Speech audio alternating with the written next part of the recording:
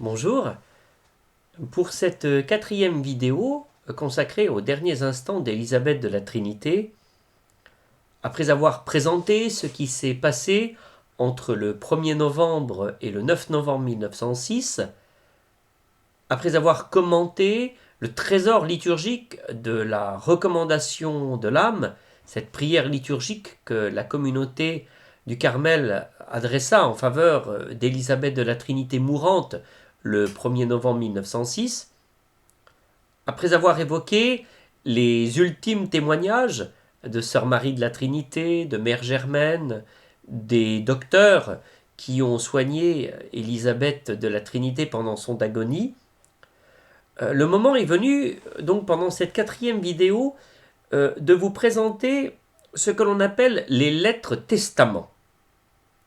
En effet, on peut se rendre compte qu'à la fin du mois d'octobre, tout début du mois de novembre, forcément, Élisabeth de la Trinité, quoi qu'on en dise, prend conscience de son état, prend conscience que sa fin est proche, et d'une certaine manière, elle va écrire et évoquer la question de sa mission posthume.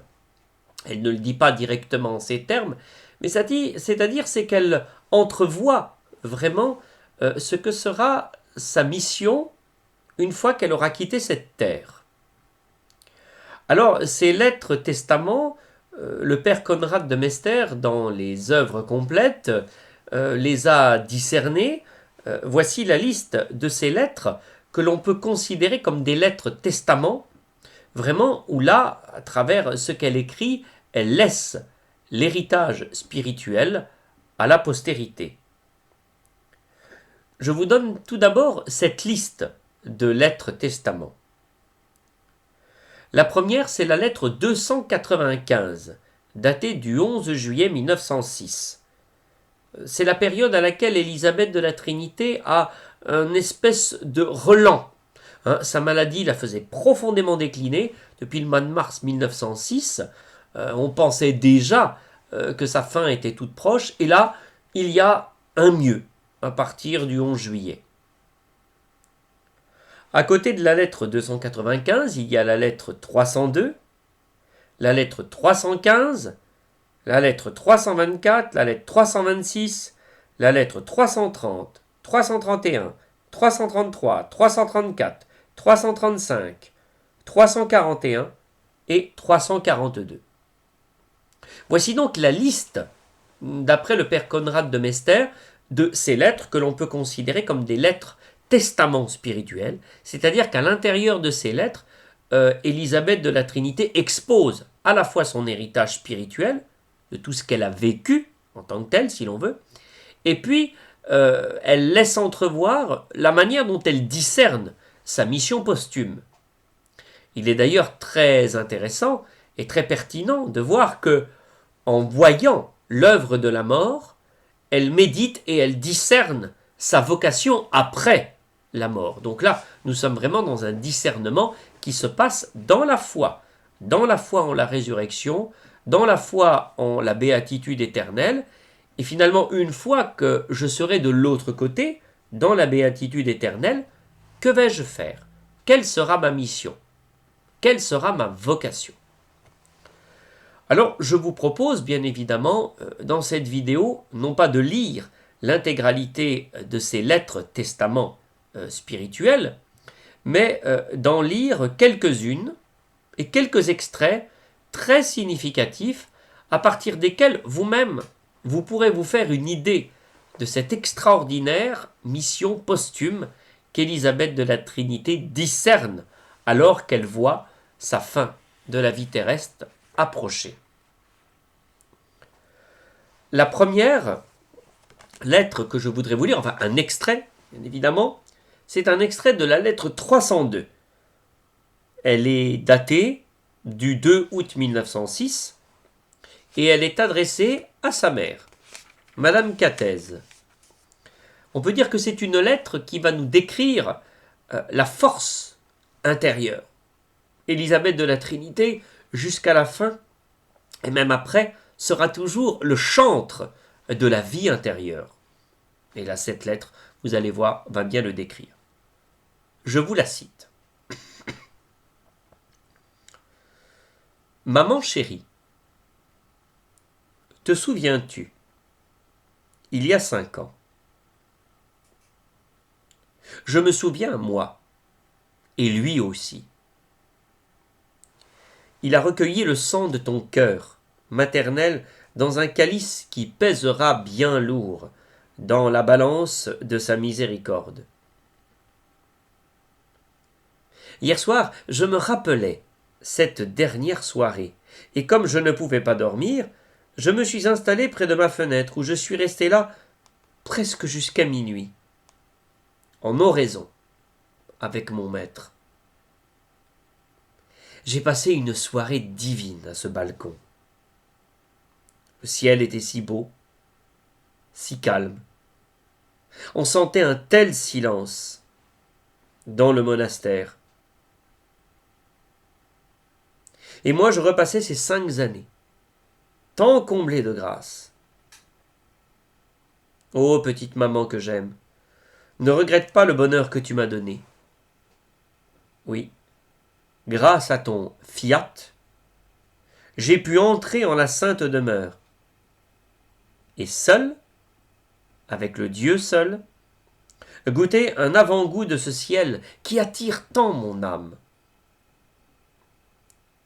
Cette nuit, j'ai offert de nouveau le sacrifice que tu as fait il y a 5 ans, afin qu'il retombe en pluie de bénédictions sur les 4 que j'aime plus que tout. Maman chérie, vis avec lui. Ah, je voudrais pouvoir dire à toutes les âmes quelle source de force, de paix et aussi de bonheur elles trouveraient si elles consentaient à vivre en cette intimité. Seulement, elles ne savent pas attendre. Si Dieu ne se donne pas d'une façon sensible, elles quittent sa sainte présence. Et quand il vient à elles armé de tous ses dons, il ne trouve personne. L'âme est au dehors, dans les choses extérieures. Elle n'habite pas au fond d'elle-même. Recueille-toi de temps en temps, petite maman, et ainsi tu seras tout près de Tazabet.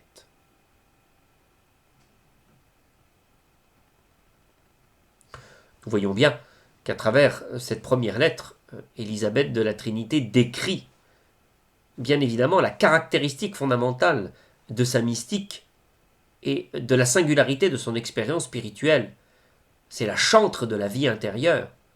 Elle se savait demeure de Dieu, demeure de la Trinité, et à travers ses écrits, combien de fois elle invitait les gens à ce recueillement, ce silence intérieur, ce plongeon en soi-même, au plus profond de soi-même, pour y découvrir la présence du Dieu qui se donne. Et là, dans le moment le plus ultime, elle dit toujours « Va au fond de toi, va au fond de toi-même ». Et c'est d'autant plus fort que c'est une lettre adressée à sa maman. À côté de cette lettre 302, je voudrais vous lire un extrait de la lettre 324.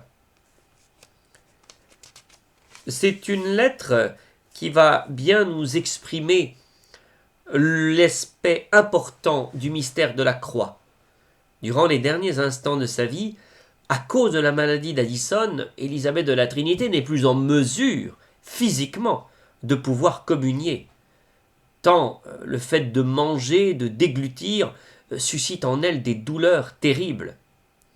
Et elle l'a bien dit le 1er novembre, quand elle ne pouvait pas communier, qu'on lui a dit qu'on était désolé qu'elle ne pouvait pas communier, elle dit « Je me fixe sur la croix du Seigneur, c'est là maintenant que le Seigneur me nourrit ».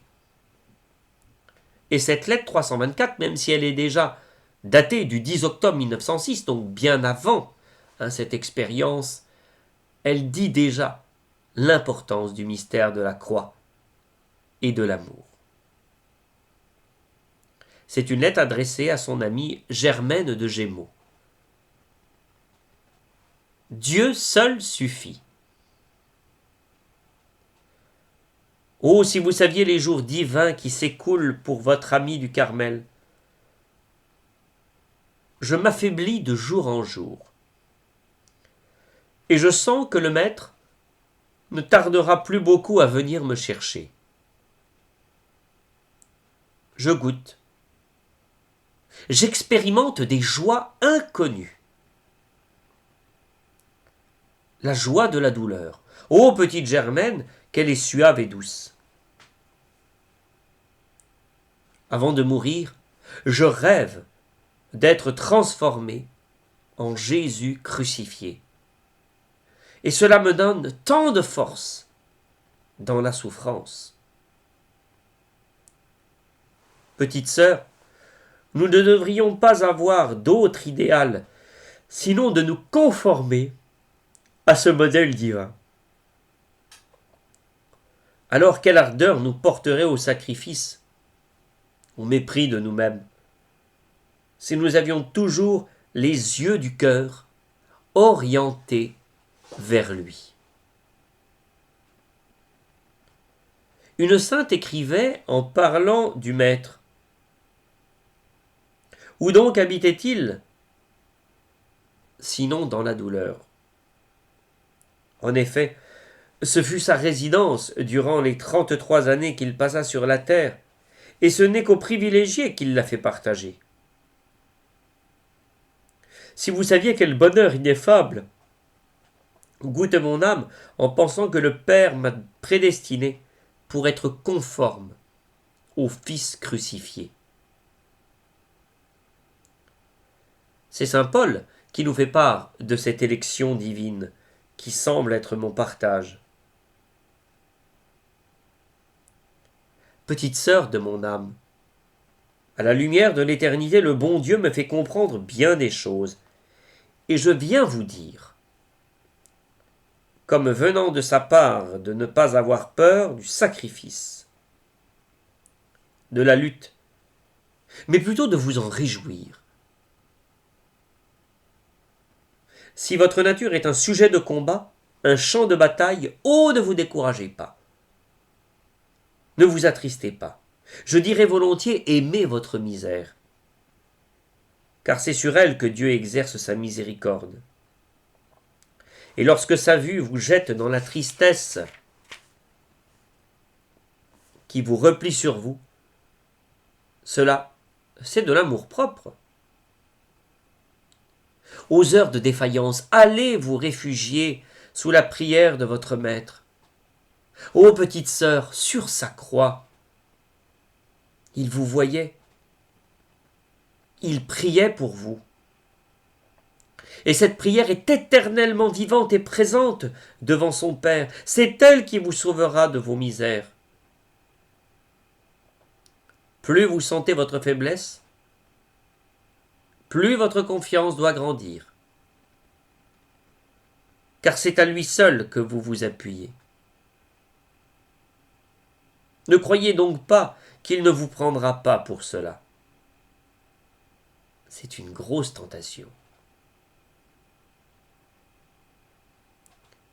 Nous allons avoir samedi, dimanche et lundi de bien belles fêtes en l'honneur de nos bienheureux martyrs de Compiègne. Je pourrais y assister d'une petite tribune, car Sainte Thérèse de l'Enfant Jésus, il y a 3 mois, m'a exaucé en me donnant la force de faire quelques pas, ce qui m'était totalement impossible. Cela m'est une grande consolation, car je peux passer bien des heures dans la chère petite tribune qui a une grille donnant dans le sanctuaire. Là, je vais chercher la force, près de celui qui a tant souffert parce qu'il nous a trop aimés, comme dit l'apôtre. Adieu, petite sœur. Demandons cette force de l'amour qui brûlait dans le cœur de nos bienheureux, afin que nous aussi soyons martyrs de cet amour, comme notre sainte mère Thérèse d'Avila. Je vous envoie une image que notre mère, si bonne qui me soigne comme une vraie maman, m'a donnée pour vous. Courage, regardons le crucifié et conformons-nous à son image divine. Je vous embrasse.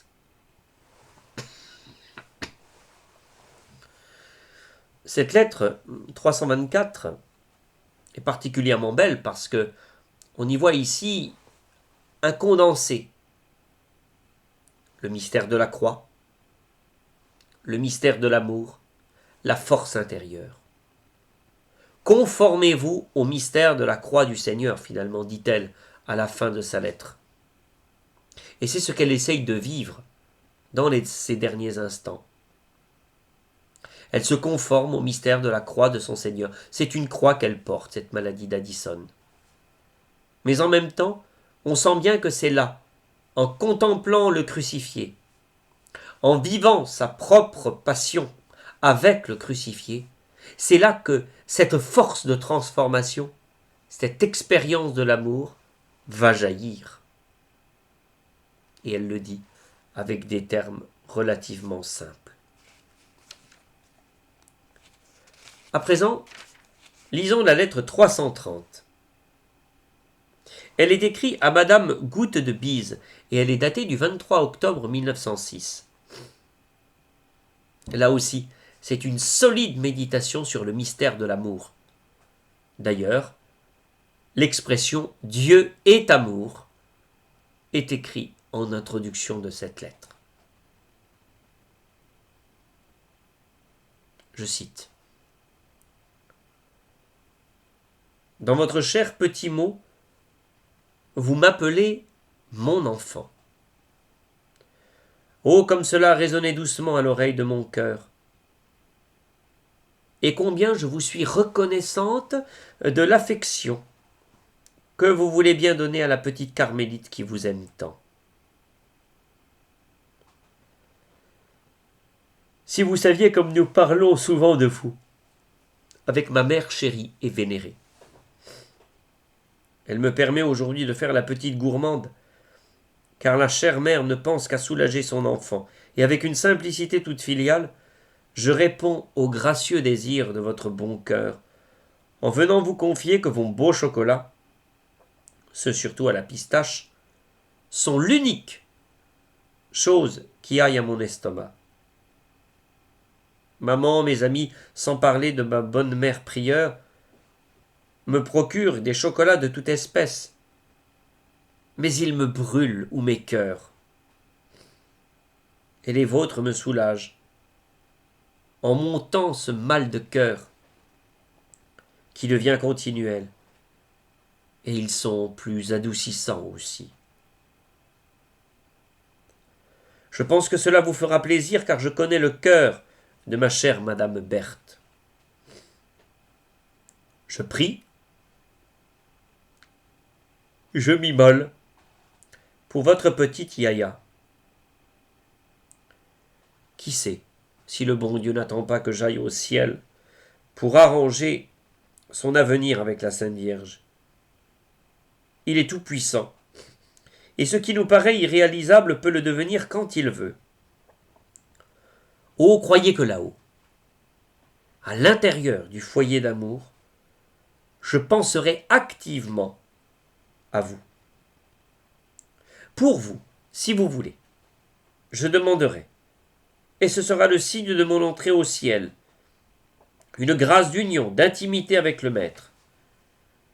C'est ce qui a fait de ma vie, je vous le confie, un ciel anticipé.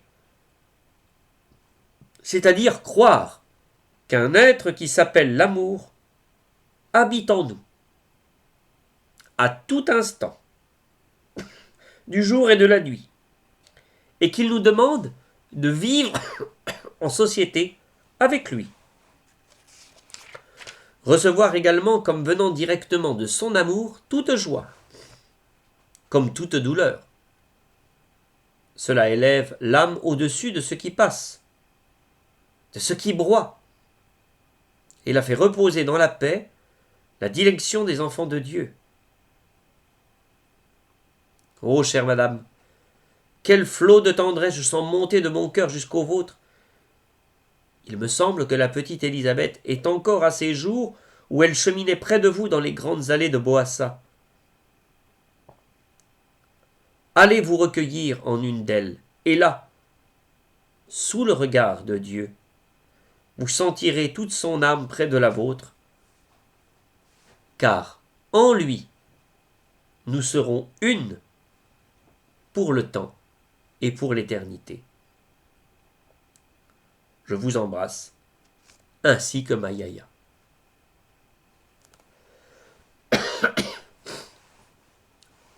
Cette lettre au 330, vous voyez, est admirable parce que là, on voit bien le passage.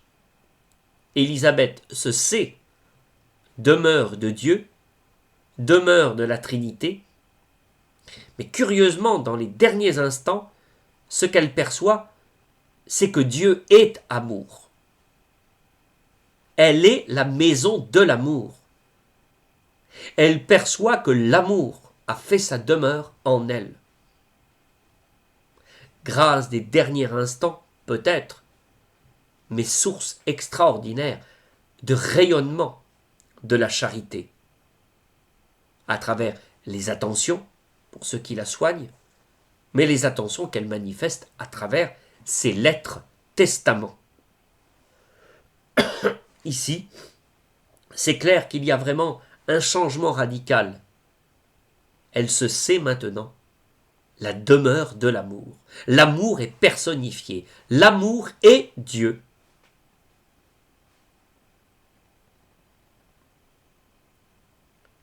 Je vous propose maintenant la lettre 331 qu'elle adresse à Clémence Blanc et qui date aussi d'octobre 1906. Cette lettre 331 marque un tournant dans sa correspondance parce que c'est vraiment à partir de ce moment-là que Élisabeth de la Trinité sait maintenant, en son âme, qu'elle va mourir. Elle sait qu'elle est, on va dire, en sursis sur cette terre. Donc là, vraiment, à partir de la lettre 331, les lettres vont vraiment devenir de plus en plus des testaments spirituels. Alors je vous propose de lire cette lettre 331. Elle expose ce que c'est que la vie des béatitudes. Elle est complètement, on va dire déjà à ce moment-là, tournée vers la vie eschatologique. Chère petite sœur, c'est votre petit ange qui vous envoie un mot de son cœur avant de s'en aller, à celui qui fut déjà tout ici-bas. Jamais le cœur du Christ ne fut si débordant d'amour qu'au moment où il allait quitter les siens. Moi aussi, petite sœur, jamais je n'ai autant senti le besoin de vous couvrir de prières. Lorsque mes souffrances deviennent plus aiguës, je me sens tellement poussé de les offrir pour vous que je ne puis faire autrement. Auriez-vous un besoin plus pressant? Seriez-vous dans la souffrance?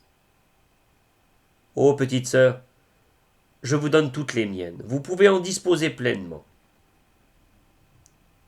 Si vous saviez combien je suis heureuse en pensant que mon maître va venir me chercher.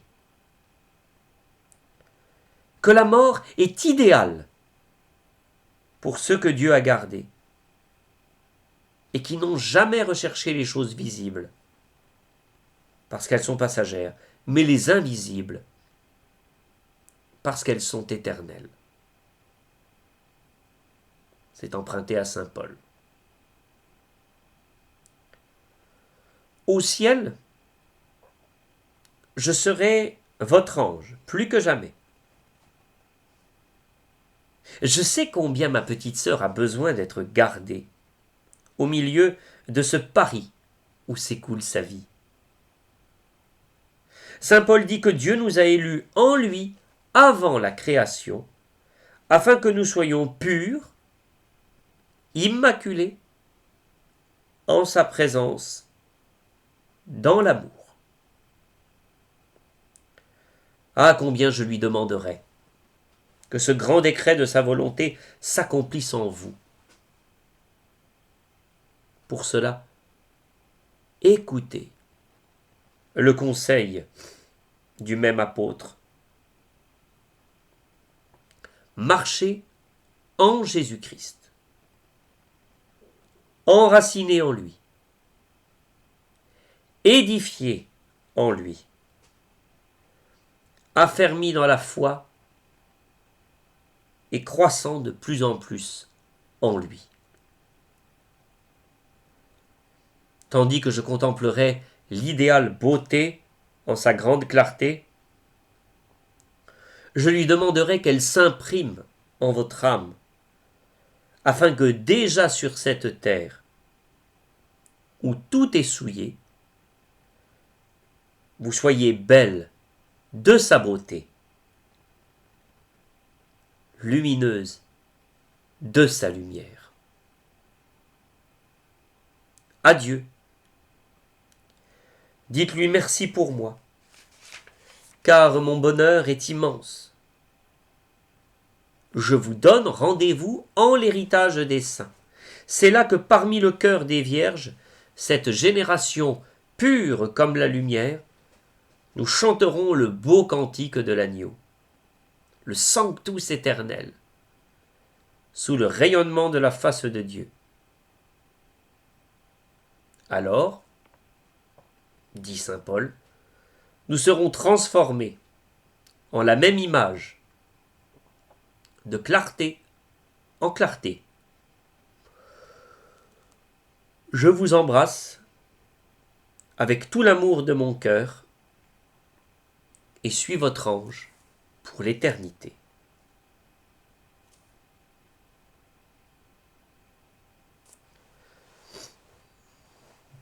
Cette lettre 331, si elle marque bien évidemment, vous l'avez remarqué, le fait qu'Élisabeth de la Trinité a conscience qu'elle se prépare à mourir, elle désire ardemment que le Christ vienne la chercher, que son époux vienne à sa rencontre, pour reprendre sa formule quand elle dit « J'attends son véni, j'attends qu'il m'appelle, qu'il me dise « Viens, ma bien-aimée, entre maintenant dans la joie de ton maître. »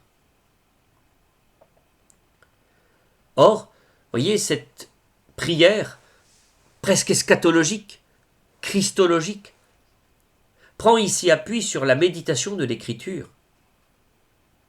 Elle médite les écrits de saint Paul. C'est finalement les écrits de saint Paul qui la préparent à mourir, ou plutôt à entrer dans la béatitude éternelle. Car là, ce n'est pas tant sa mort qu'elle prépare, c'est son entrée dans la béatitude éternelle. C'est donc en ce sens qu'elle est une prière et qu'elle est une méditation résolument eschatologique. Dans la fin de sa vie terrestre, Élisabeth est vraiment une âme eschatologique. Et là, je pense que c'est un témoignage extraordinaire, même pour nous aujourd'hui. Si elle est enracinée dans l'amour, c'est le Christ qui vit en elle. Le Christ est l'amour. Et on voit bien comment qu'elle a médité l'Écriture, même l'Évangile de Jean. C'est en quittant les siens que l'amour s'est révélé d'une manière sublime. Et on peut dire qu'Élisabeth de la Trinité, comparable à l'Évangile de Jean, c'est à la fin de sa vie qu'elle a rayonné l'amour de Dieu et une vie de charité qui est extraordinaire, qui est sans doute peut-être pas plus démonstratif, mais en tout cas beaucoup plus dense. Jamais ça n'a été aussi dense. Le fait qu'elle aime, et surtout, c'est pas qu'elle aime, c'est que quelqu'un aime en elle. Et à travers elle, quelqu'un aime.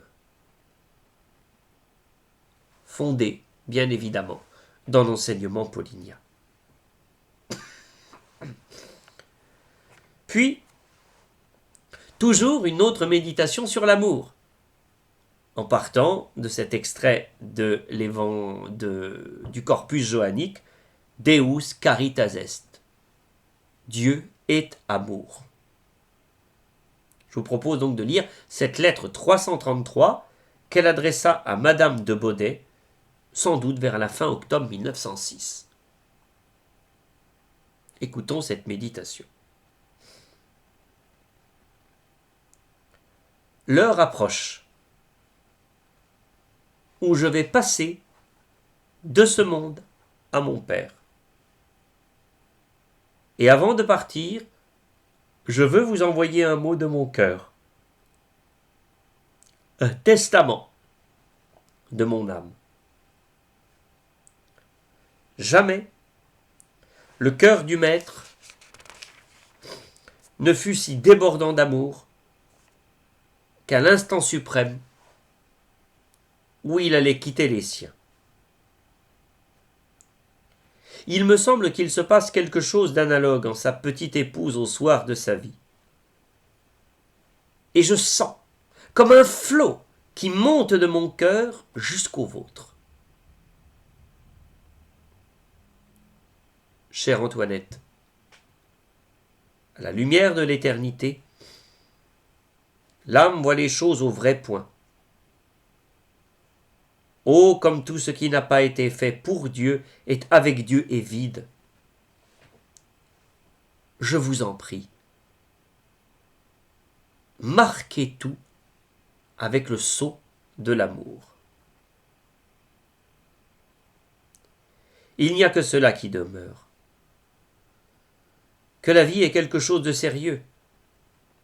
Chaque minute nous est donnée pour nous enraciner plus en Dieu, selon l'expression de saint Paul, pour que la ressemblance avec notre divin modèle soit plus frappante et l'union plus intime. Mais pour réaliser ce plan, qui est celui de Dieu lui-même, voilà le secret. S'oublier, se quitter, ne pas tenir compte de soi,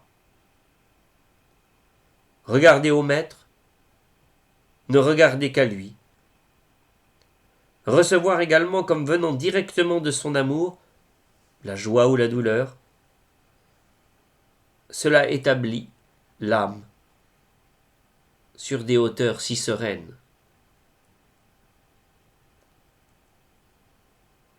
Mon Antoinette aimée, je vous laisse ma foi en la présence de Dieu, du Dieu tout amour, habitant en nos âmes. Je vous le confie.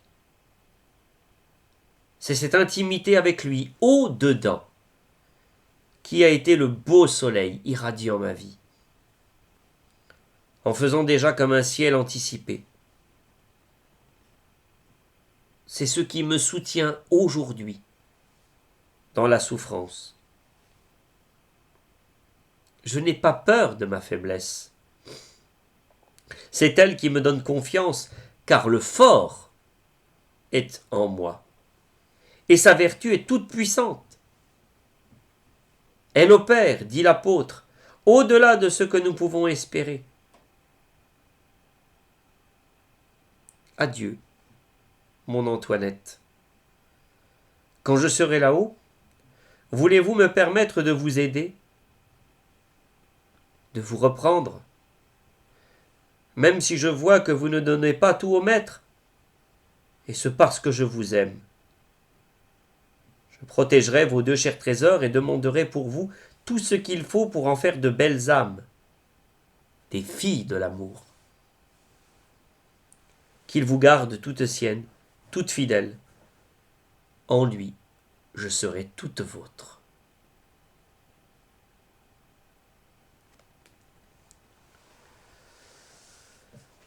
Ici, cette lettre 333 est très belle parce qu'elle explique vraiment que c'est l'amour qui demeure en elle. Et elle réaffirme qu'à la fin de sa vie, en imitant son maître, qui a dilaté, qui a vraiment fait rayonner plus que jamais cet amour qu'il porte à tous, Élisabeth de la Trinité suit son maître, elle suit le Christ. Et dans les derniers instants de sa vie, elle dit qu'il y a ce flot d'amour qui va monter pour toutes les personnes. Elle demeure dans l'amour. Elle est embrasée dans l'amour. Et ici, ce n'est pas simplement une vie christologique, mais pour que le Christ advienne, c'est le don de l'esprit. C'est l'esprit d'amour ici qui est en train de l'enflammer. Si physiquement son corps la fait souffrir comme si elle était en combustion, embrasée par la maladie d'Addison, mais en même temps, elle perçoit qu'elle est surtout embrasée dans l'amour. Et cet amour, elle le partage à tous.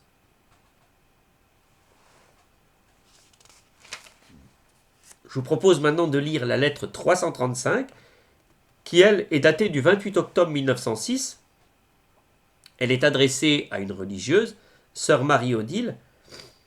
Et dans cette lettre, vous verrez combien Élisabeth perçoit, plus que jamais, quelle est la demeure de Dieu. Avant de m'envoler au ciel, chère petite sœur Marie-Odile, je veux vous envoyer un petit mot de mon âme, car je tiens à ce que vous sachiez qu'en la maison du Père, je prierai bien pour vous. Je vous donne rendez-vous dans le foyer d'amour.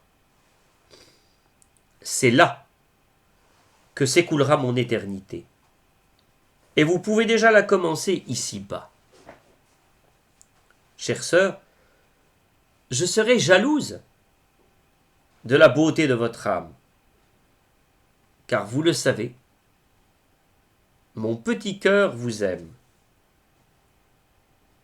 Et lorsqu'on aime, on désire du bien de l'être aimé. Il me semble qu'au ciel, ma mission sera d'attirer les âmes en les aidant à sortir d'elles-mêmes pour adhérer à Dieu par un mouvement tout simple et tout amoureux.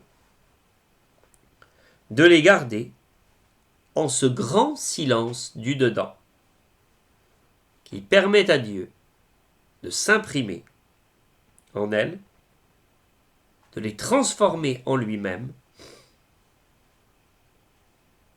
Chère petite sœur de mon âme, il me semble que maintenant, je vois toute chose à la lumière du bon Dieu.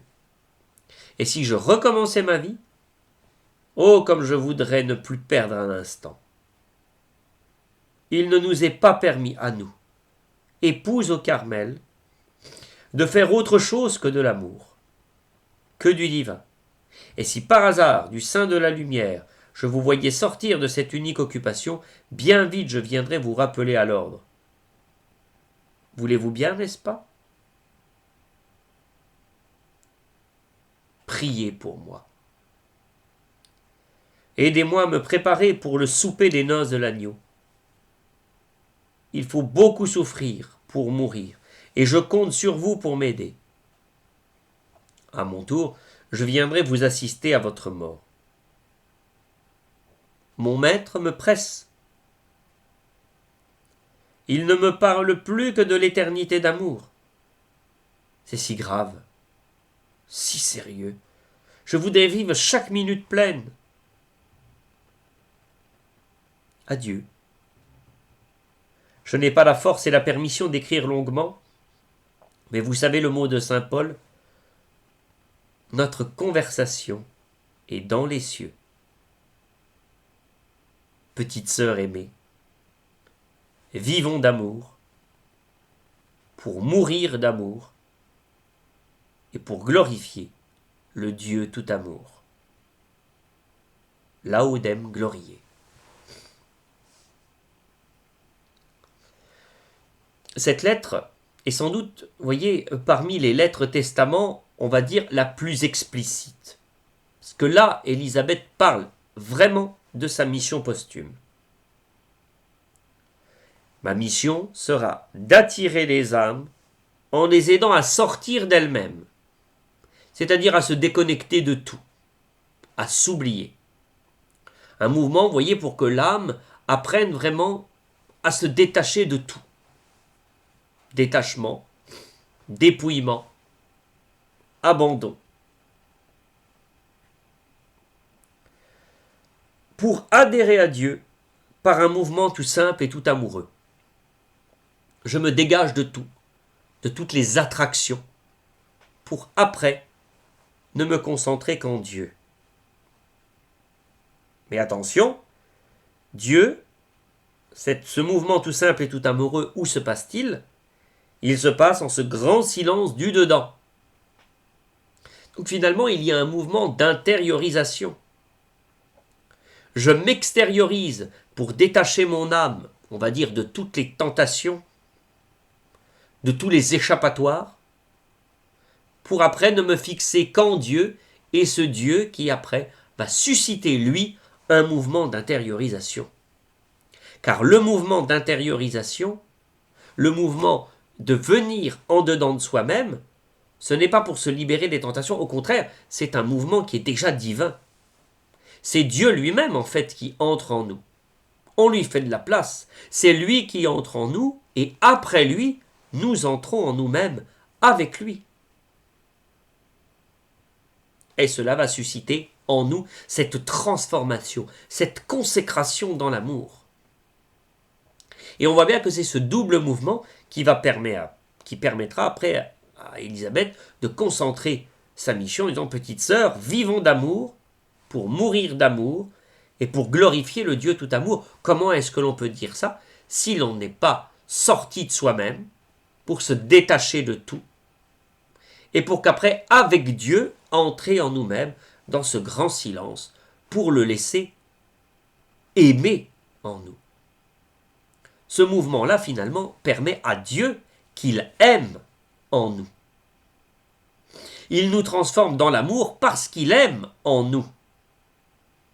Et ainsi, on peut vivre d'amour, mourir d'amour et glorifier le Dieu tout amour.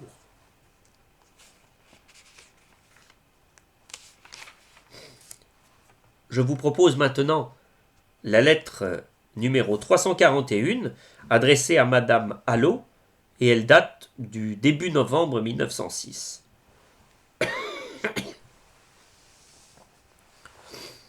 Elle est déjà dans une phase, on va dire, d'agonie, et vous pourrez vous en rendre compte. Ma main ne peut plus tenir la plume. Mais c'est toujours le cœur de votre fille qui l'a conduit en passant par le cœur de sa mère prieure. Voici, je crois, le grand jour si ardemment désiré de ma rencontre avec l'époux, uniquement aimé, adoré. J'ai l'espérance d'être ce soir dans cette grande multitude que saint Jean vit devant le trône de l'agneau, le servant nuit et jour dans son temple. Chère madame, je vous donne rendez-vous dans ce beau chapitre de l'Apocalypse et dans le dernier, qui vous emporte si bien l'âme au-dessus de la terre, dans la vision en laquelle je vais me perdre pour toujours.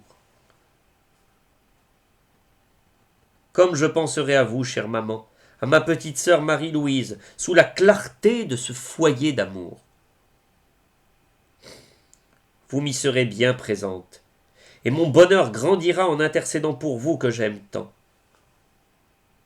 Priez beaucoup pour votre petite Élisabeth. Ne la laissez pas trop longtemps dans l'attente de la fusion divine. Adieu, au ciel. Je vous y emporte avec moi et vous confie, ma chère maman, que le bon Dieu soutient admirablement et à laquelle il réserve tant de grâce en retour de son généreux sacrifice. Cette lettre, vous voyez, est touchante parce qu'elle nous dit bien qu'Élisabeth n'est déjà plus dans la capacité d'écrire. Et il est vrai que pendant les tout derniers jours, Élisabeth avait quand même le désir de communiquer, et en fait c'est sa mère prieure qui mettait par écrit les lettres que dictait Élisabeth à l'intention de ces personnes. Donc vous voyez, là nous avons quand même, et c'est extraordinaire, une personne qui physiquement n'est plus en mesure d'écrire, mais elle a envie d'écrire, elle a envie de communiquer. Et quelqu'un va se faire le porte-voix parce qu'on voit bien qu'en elle, il y a cette espèce, vous voyez, de fusion d'amour qui va s'exprimer à travers ces lettres. Elle veut continuer d'aimer, même si physiquement elle n'en est plus capable. Et on comprend peut-être alors pourquoi Mère Germaine a accepté de lui rendre ce service, parce qu'elle voyait bien qu'à travers ces lettres, c'était vraiment un authentique testament spirituel qui était partagé.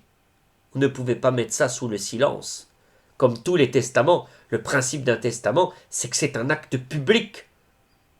C'est un acte qui va manifester à tous, de manière publique, la volonté de quelqu'un. Et donc là, cette mère prieure, en écrivant les lettres, c'était une manière de rendre audible, de rendre lisible, comme un testament spirituel, l'expérience singulière d'Élisabeth de la Trinité. En tout cas, nous sommes bien là. Elle attend son époux bien-aimé. C'est lui que son cœur aime. Elle attend qu'il lui dise « Viens, ma bien-aimée, entre dans la joie de ton maître ». On a complètement la mystique de la Toussaint, puisqu'on parle déjà des saints autour du trône de l'agneau. On nous parle du livre de l'Apocalypse, puisque c'est l'une des lectures que l'on entend donc à la Toussaint. Donc on voit bien que la vie béatifique, donc Élisabeth, elle est déjà plongée dans la vie béatifique. Et qu'est-ce qui lui permet de comprendre la vie béatifique, si ce n'est que finalement la liturgie même de la Toussaint, comme nous avons pu le découvrir en analysant le trésor liturgique. C'est toute la mystique de la Toussaint qui rend visible et compréhensible pour Élisabeth le mystère de la vie béatifique. Et il est vrai que comprendre le mystère de la Toussaint, pas simplement comme un chemin de sainteté sur la terre, mais comme l'expression anticipée de la vie éternelle, de la béatitude éternelle, ça, ce serait un degré à recouvrir et à redécouvrir. En tout cas, Élisabeth l'a bien redécouvert, elle. Et elle vit de la mystique de la Toussaint. Alors, je vous propose maintenant de lire la toute dernière lettre, la lettre 342. C'est la dernière qui a été dictée. Elle date elle aussi du début novembre 1906, et elle a sans doute été dictée par sa mère Germaine, puisque, comme elle était tellement faible, la seule chose qu'elle faisait, c'était de signer par une petite croix. C'était la petite chose qu'elle faisait, on va dire comme signature, comme quoi que c'était bel et bien elle. C'est bien sa volonté qui s'exprime à travers la rédaction de Mère Germaine. Et cette lettre est adressée à un homme, à Charles Allot. Avant de s'en aller au ciel, ton Élisabeth tient à te dire encore une fois toute son affection et son projet de t'assister jour par jour jusqu'à ce que tu la rejoignes au ciel. Je veux, Charles, que tu marches sur les traces de ton père, dans la foi vaillante qui garde la volonté fidèle toujours. Tu auras des luttes à soutenir, mon petit frère. Tu rencontreras des obstacles au chemin. Mais ne te décourage pas. Appelle-moi. Oui, appelle ta petite sœur Élisabeth. Tu augmenteras ainsi le bonheur de son ciel. Elle sera si heureuse de t'aider à triompher, à rester digne de Dieu, de ton vénéré Père, de ta mère dont tu dois faire la joie. Je n'ai plus la force de dicter ces dernières volontés d'une sœur très aimante. Quand je serai près de Dieu, recueille-toi dans la prière. Nous nous retrouverons, mieux encore.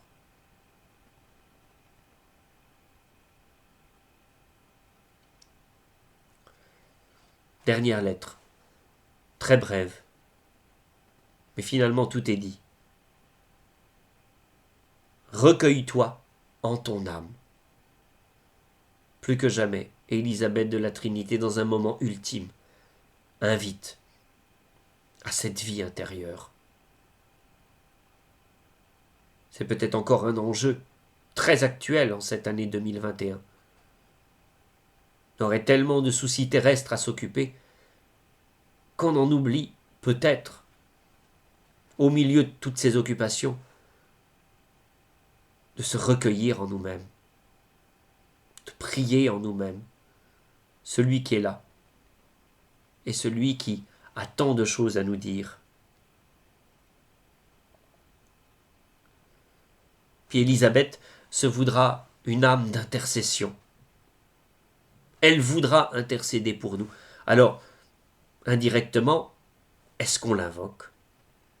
Est-ce qu'on lui demande de l'aide? Elle s'engage à aider tous ceux qui sont sur le chemin de la justice et le chemin de la conversion. Elle ne demande peut-être que ça, que de nous aider. Est-ce qu'en se recueillant au plus profond de nous-mêmes, est-ce qu'on lui demande? Est-ce qu'on a la foi pour lui demander de nous aider?